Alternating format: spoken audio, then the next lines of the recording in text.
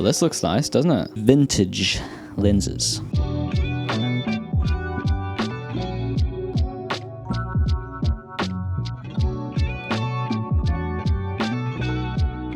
Everyone always goes on about vintage lenses, and I never really got it because I started on film, so most of my first lenses were vintage by default. As of like the upteenth film price increase, I unfortunately have been shooting most of my stuff digitally lately because I can't finance the film. But I've been missing some of that tacticality.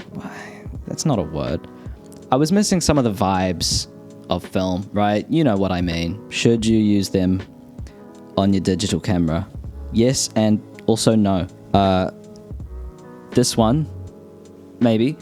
This one, yes. And this one, no. If you know me at all, you'll know that I mostly shoot Pentax glass on a Pentax film camera. I shoot Nikon glass on a Nikon digital camera, and I've never cross-pollinated the two, despite originally buying the Nikon DSLR for the lens compatibility. Ironic. I bought a couple of adapters to whack my Pentax glass on the Nikon DSLR. This will work for Canon, Panasonic, whatever flavor of magic box you prefer, just to see what it was like. Partially, I was like, I just want to prove to myself that my lenses are sharp. Funny that.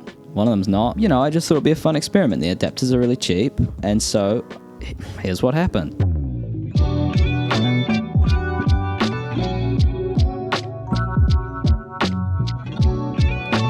I've got two adapters.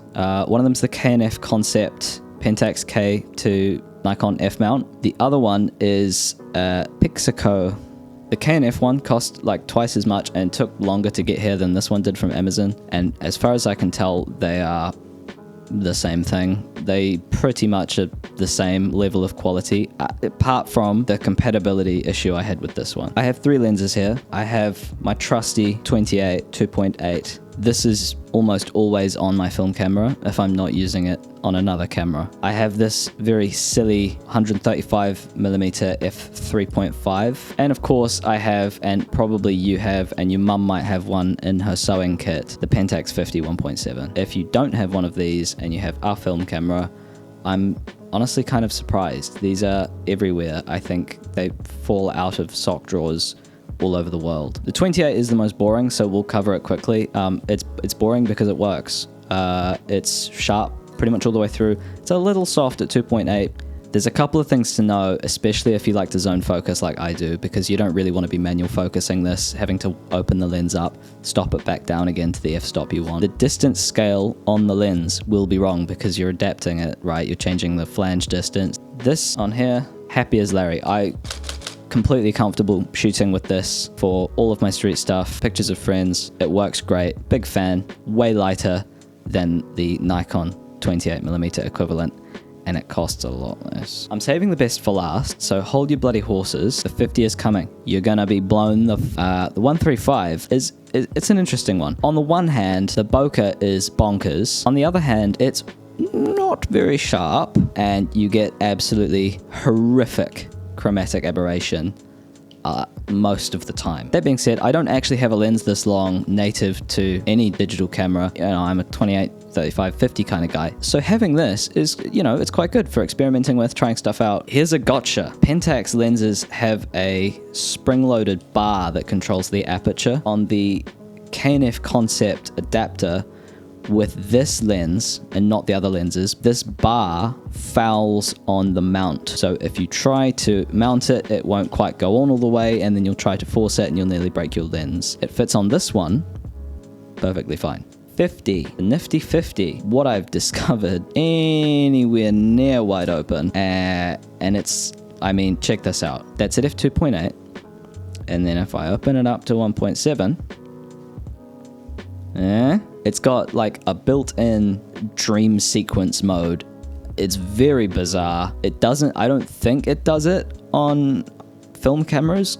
I've shot this wide open before and it's nowhere near that soft. So my theory is that because the aperture is so wide, it's having to diffract in a funky way through the adapter's optics. Boy, it is not subtle. Obviously, for stills, this is, it's twice as strong as it could be for like a cool effect. For video, I think it looks really nice. And so, like, here's the thing. Is it perfect and ideal? No. Is the quality up to par with the latest Sigma Art primes? No. Is it a really cheap way to experiment with a whole bunch of lenses that you usually wouldn't be able to?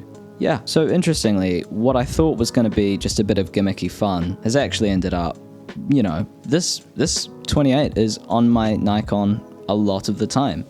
It's light, it's easy to carry, it's cheap. If it breaks, I can get another one. Overall, like, for the price of the adapter, if you've got film lenses and a digital camera, it would be silly not to be able to use them on it.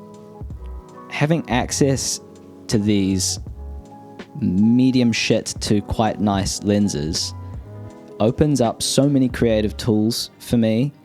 It's unreal.